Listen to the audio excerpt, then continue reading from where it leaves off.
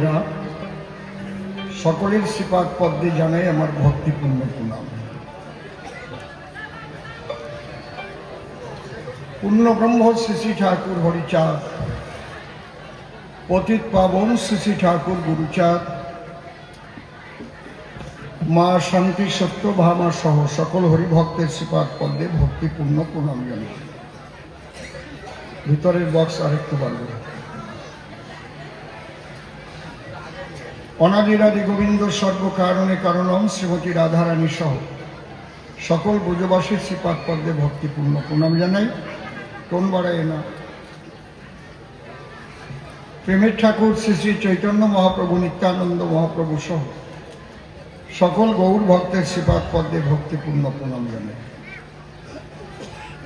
মাতা পিতা, দীক্ষাগুরু, কবিগুরু সহ অনন্ত কোটি ব্রহ্মাণ্ডের অনন্ত অবতার, অনন্ত সাধুগুরু মহাপুরুষ, সাকার নিরাকারে যিনি যেখানে যে অবস্থায় অবস্থান করছেন, প্রত্যেককে আমার ভক্তিপূর্ণ প্রণাম জানাই। আমি শ্রদ্ধা জ্ঞাপন করি এখানকার যারা আয়োজকবৃন্দ,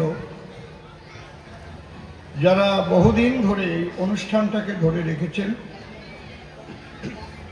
এবং সুন্দর একটা হরি মন্দিরও এখানে স্থাপন করেছেন। আমি অনেক আগে এখানে এসেছি, আবার অনেক পরে আমাকে এনারা ডেকে এনেছেন। এই জন্যে ওনাদের আমি সবাইকে আরেকবার ধন্যবাদ জানিয়ে শ্রদ্ধা জানাই। তবে এবার কমিটিতে দেখলাম সে আগের যে কমিটি ছিল সেই কমিটি পরিবর্তন হয়ে গেছে। পরিবর্তনশীল তো জগৎ না, একজন আসবে একজন যাবে, কিন্তু আমাদের অনুষ্ঠান থাকবে। যে কাজের উদ্দেশ্য মহৎ, সেই কাজের সিদ্ধি লাভ ঘটে।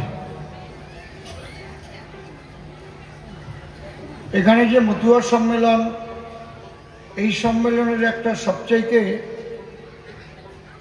ঐতিহ্য যেটা দেখলাম, কবিগানের আগে এখানে পদাবলী কীর্তন হয়েছে, কৃষ্ণলীলা, উত্তর গোষ্ঠ।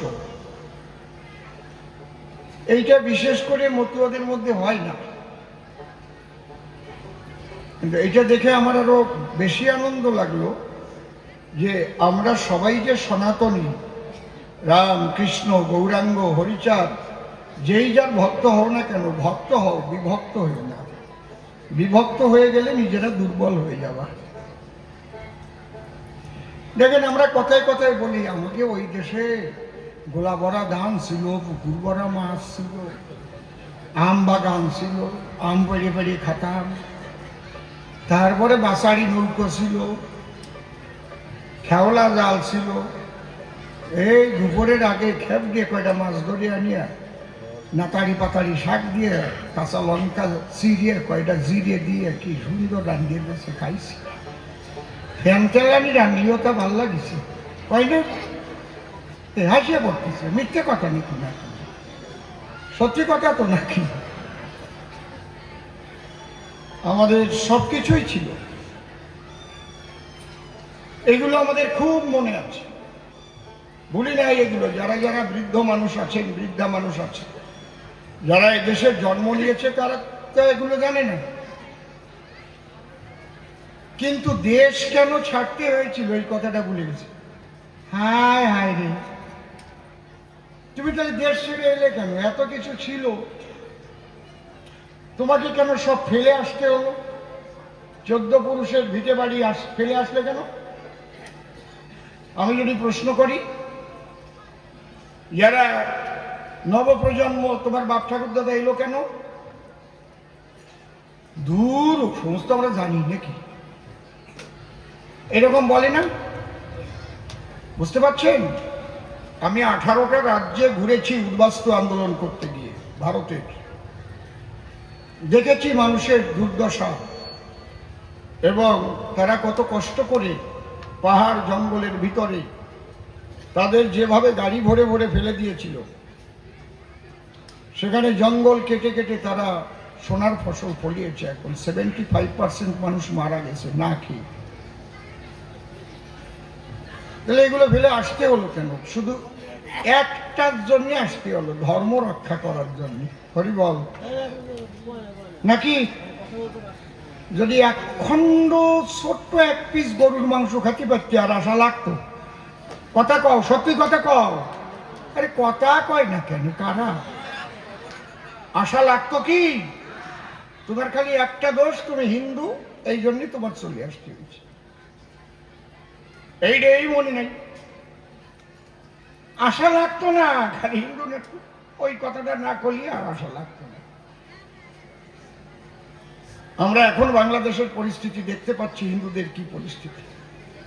এই জন্য আমার এখানে এত ভালো লেগেছে যে এরা সবাই যে ঐক্যবদ্ধ, আমরা নিজেদের ধর্ম রক্ষা করবার জন্য কালী ভক্ত হই, কৃষ্ণ ভক্ত হই, রাম ভক্ত হই, হরি ভক্ত হই, আমরা সবাই সনাতনী।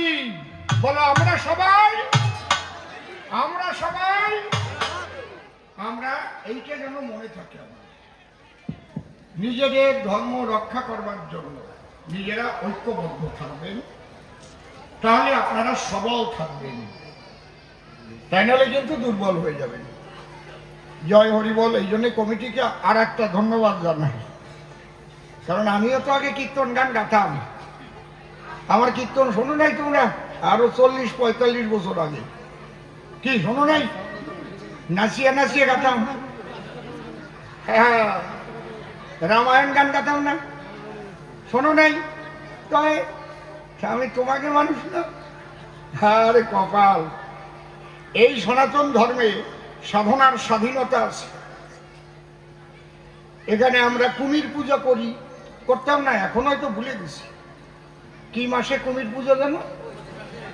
এ বলে না, কইছে পৌষ মাসে সংক্রান্তিতে। তাই আমি হারিয়ে গেলাম। আমরা এসরা পূজা করতাম, তা মনে আছে? কার কার মনে আছে? হাত উঁচু করো দেখি। ওরে কপাল।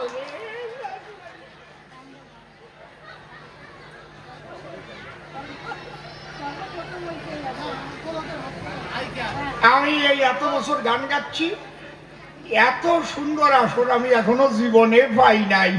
হরি বল। জোরে জোরে একটা করতালি দাও এদের ধন্যবাদ জানাবার জন্য। এরা যে বলে নাই, শেষরা পুজোর গান মনে আছে? সেই হাঁটুতে হাত দিয়ে বুড়ি আমার ঠাকুরমা, হ্যাঁসরা মাগিল তোর হ্যাঁসরা চুল, চাইতি না গিয়ে গেল বন্যার ভুল, বন্যার ভুলিতি ফুলিতি না লাগিল মন, আমারে আনে দে কুমড়োর ফুল। মনে পড়েছে? আরে বাবা, আমার নিজের মা ঘুরি রে একেবারে মায়েরই। তাহলে দেখেন, সব মনে আছে, খালি মনে নাই হিন্দু হওয়ার দোষে আমার দেশ ছাড়তে হয়েছে। ঠিক বললাম না বেঠিক বললাম? জোরে বলো। তাহলে তোমরা ঐক্যবদ্ধ থাকবা তো? ঐক্যবদ্ধ থাকবা তো? ধর্ম রক্ষা করবা তো? হরি বল।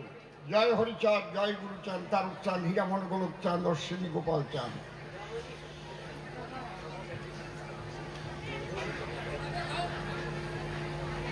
ও বাড়ির লোকরা হারাইছে, বাড়ির লোক ওরে খুঁজবে।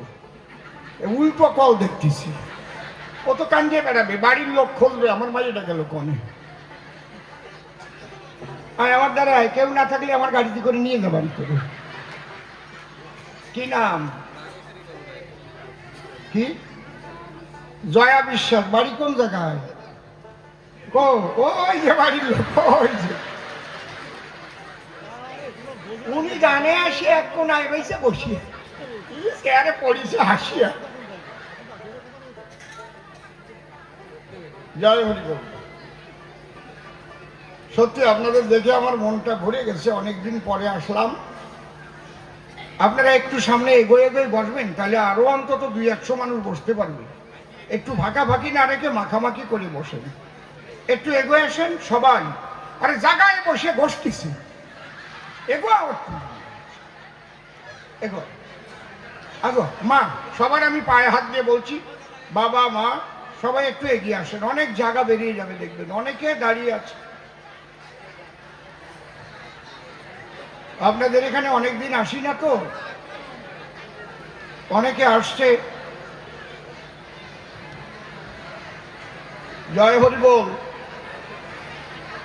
জয় হরি বল। আচ্ছা, ওই যে টুপি মাথায় দেওয়া বসা কেটে, ওই যে হরি বল, কি নাম জানো,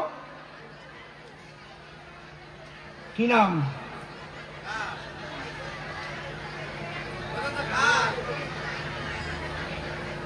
জয় হরি বল। আজকে ভারী সুন্দর একটা গল্প বলিছে। তার বোন নাম নাকি সুচিত্রা, কি কইয়ে ডাকছে? সুচি। আর একজনের বউয়ের নাম বিচিত্রা, কি কইয়ে ডাকিছে? বিসি। আর বউ কয় তোরে এবার দিছি। দেখেন, এই যে গল্পটা বলে গেল, গল্পটার মধ্যে একটা বিরাট সমাজ শিক্ষামূলক তত্ত্ব কিন্তু এর মধ্যে লুকানো ছিল, সেটাও বলল না। যার বউয়ের নাম সুচিত্রা, সে কি বলল? আমি ছোট্ট করে বউকে ডাকি বলে আমার বউ খুব ভালোবাসে, তাই তো? ও বলল তাহলে আমি বাড়ি গিয়ে আমার বউকেও ছোট করে আমি ডাকবো নাম ধরে। তার বউয়ের নাম বিচিত্রা, ও বলল বিসি। কোনো বউরে বিসি কইয়ে ডাক দিলি, সেই বউ যাটা না বের করে পারে, যদি কয় ও বিসি, বউ কবে না আমি তোর বিসি। দেখেন, এইটা শব্দ ব্রহ্ম বা শব্দ ব্রহ্ম প্রয়োগ করার মধ্যে দিয়েই কিন্তু সমস্ত কিছু হয়। ঝগড়া ঝাঁটি, মাথা ফাটাফাটি, কাটাকাটি, এই শব্দ ব্রহ্মের দ্বারাই হয়। যদি খালি বাড়ি গিয়ে ছোট করে ডাক দিত, বউয়ের নাম বিচিত্রা, তো বিটুক বাদ দিয়ে ডাকা যায় না? চিত্রা, কোথায় তুমি গো? ও চিত্রা, তাহলে বউটা কিন্তু আর ঝাঁটা নিয়ে আসতো না। ঠিক বললাম না বেঠিক বললাম? তাহলে এই যে বুদ্ধির দ্বারাই মানুষের মন জয় করা যায়। স্বামী বিবেকানন্দ গিয়েছিলেন আমেরিকায়, একটা বাক্যের দ্বারাই বিশ্ব জয় করেছিলেন, আমেরিকাবাসীকে জয় করেছিলেন। একটা বাক্য, মাত্র 5 মিনিট সময় পেয়েছিলেন। উনি দাঁড়িয়ে প্রথম কি বলেছিলেন? Oh my dear brothers and sisters of America. 5 minute সময় ছিল, 15 মিনিট সেখানে হাতে তালিতে কেটে গেল, এত আনন্দ পেল। আজ পর্যন্ত হে আমার আমেরিকাবাসী, ভ্রাতা ভগ্নী বা গণ বলে কেউ করেনি সম্বোধন। সবার মন কেড়ে নিলেন তখন এই মুখের ভাষা।